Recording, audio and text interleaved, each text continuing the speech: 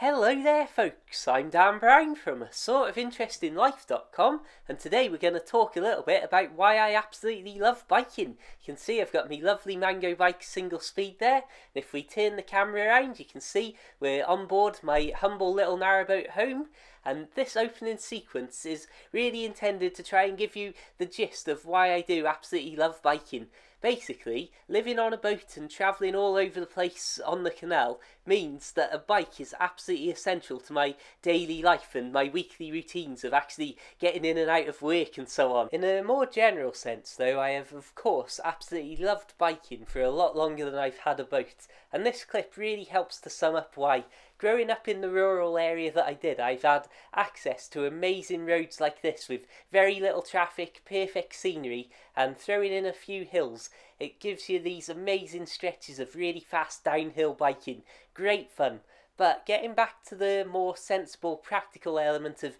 using a bike as a commuter tool, you can see that by living on a boat, I first of all have an unusual route in and out of town very often, where travelling along the canal on the towpath it would be impossible to get a car down there anyway. But, of course, the very limited storage space of a boat means that a bike is absolutely essential to the way that I live, as I would not be able to get anywhere basically at some points, as there's certainly stretches of canal that don't have any decent road access for miles on end. If we look at just a few photos, you'll be able to see how many different places I take this boat, which again means that I haven't got to worry about fetching a car up and down to the canal. And looking at this colour scheme that I used to have, maybe it was a little bit garish. The general gist of what I'm trying to say and demonstrate though with these pictures is that I do use my bike in an awful lot of different environments, which again, it's that simple thing of it's there, it's easy to take with you, even if you have to get off and push up steep hills, when you get to ride down them like this, it definitely makes up for it.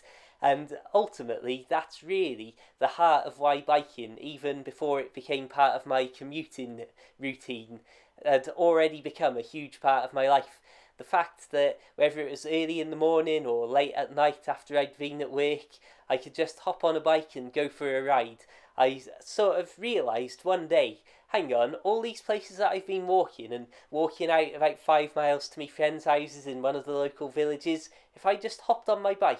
then it would suddenly be about a quarter of the time spent travelling and more time actually spent there at the place that I wanted to be. And that's another great point to add to the list for the summary, that not only is it a very fast means of transport in comparison to just simply walking places, but it's also extremely convenient and easy to get into biking.